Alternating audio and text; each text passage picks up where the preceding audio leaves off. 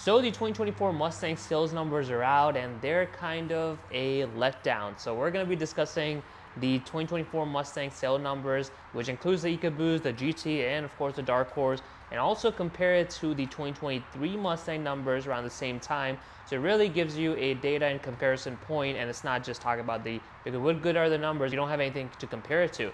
So I'm gonna go ahead and get right into the video because it's very exciting and kind of proving a point that a lot of S550 Mustang owners held. So these numbers are year-to-date numbers for the 2024 from basically January through April, and so it kind of knocks out all the supply chain issues in the late 2023. So this is basically when everything is up and running, and a lot of people have been just getting their cars nowadays, and there's no delays. So the year-to-date number for the 2024 Mustangs have been 4,600 units. What does that mean? Is it good? Is it bad? Well, it's a 9% decrease compared to the 2023 model from January through April, which it sold 5,100 units. So you can see a 5,100 units for 2023 last year versus 4,600 units for 2024 Mustang this year. And I think there's a lot of things that are going into. I'm going to focus on three key things that are kind of affecting all of that, and we're going to be taking an in-depth dive into those three reasonings that my speculation is and go from there. Now, before we even get to that, there's something to consider. You might be thinking 5,100 units versus 4,600 units is not that big of a deal, and you may be right on a normal year, but we're talking about the end of the year of the 2023, which the Mustang was announced in 2022, the 2024 model year. So everyone knew the new Mustang was coming up. So a lot of people who were in the market chose to stay back and wait for the S650 Mustang to officially launch and be at the dealers. So typically at the end of the generation cycle, so S550 in this case for the 2023 model year, you will see very low sale numbers because people are just not gonna buy a older car when they know they can get an entire new generation. In this case, that would be the S650 Mustang.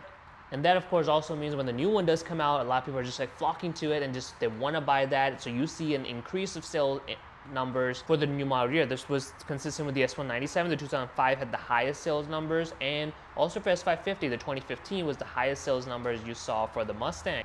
But the cat's out the bag. The sales aren't as good as maybe we expected or Ford expected, but let's talk about a few different reasons why that might be the case. The first and obvious one is going to be the price. It's no secret that prices of the S650 Mustang have gone up tremendously. I recently did a comparison, and to me, each trim level has seen a 10 to 15% increase on its own. So whether it's the EcoBoost or the GT or the Mach 1 versus the Dark Horse, each trim level has seen a 10 to 15% increase, which is not good. Not to mention the car market we're currently in, the dealers are not willing to discount these prices, which means you're actually paying a lot more than you would have paid for a 2023 or even any Mustang year. When I was getting my S550, without even haggling, it was 5-6K off, and then I haggled a little bit more. Versus nowadays, you're starting to see more discount on the Mustang, but because of the new refreshed body style, the S650, dealers thought they could get away with charging MSRP, or even in some cases, I've seen GT premiums or GTs being marked up. Dark Horse still makes sense. I'm not condoning that behavior to have a marked up Mustang, but with the regular GT, it makes no sense to have a markup on that. So yeah, I think the price really played a big factor. That it has gone up, and most people maybe who are waiting out or wanted a Mustang looked at the price increases and kind of backed out of the S650. The other thing is also, which is partially the reason I haven't jumped on it yet, having driven a couple different S650 Mustangs, including a GT and an EcoBoost, is there's not much change.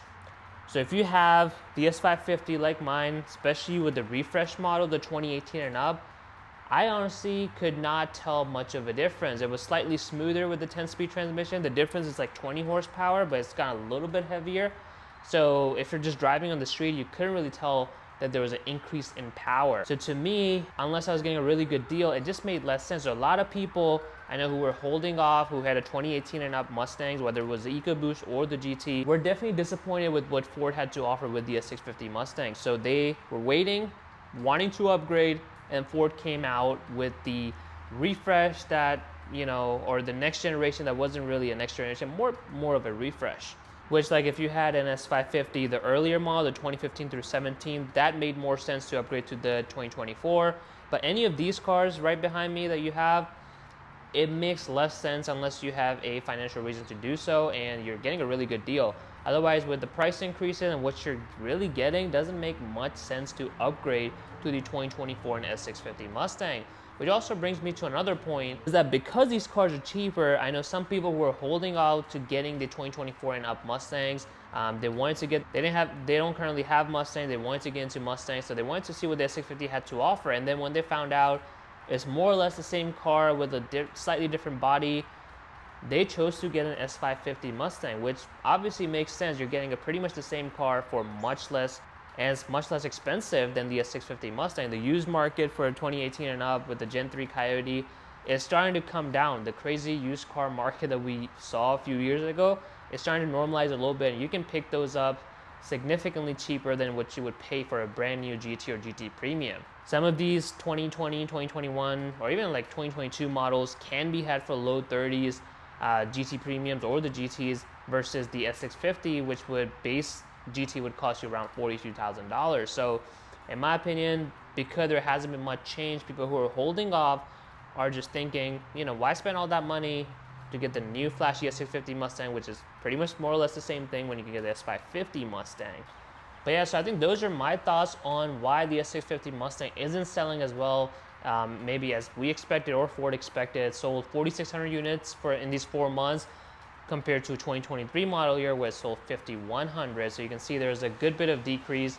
So in my opinion, it really comes down to the increase in price and the car being more of a refresh than a completely new generation, which also leads to people buying the S550 who were in the market for a Mustang instead of getting the 2024 Mustang because, you know, the prices have gone up significantly. Not to mention the interest rates on even the new cars have been crazy. You used to be able to get 0% on Fords like it was nothing, but now the lowest interest rate you see Ford advertising at 3.99%, which obviously makes your payments go up. So yeah, guys, that's all I've got for the Mustang sales and why I think it's not doing as well as we kind of expected it to be. Comment below what are your thoughts in terms of why the 2024 S650 Mustang isn't selling well. And of course, subscribe to Red 50 for more videos.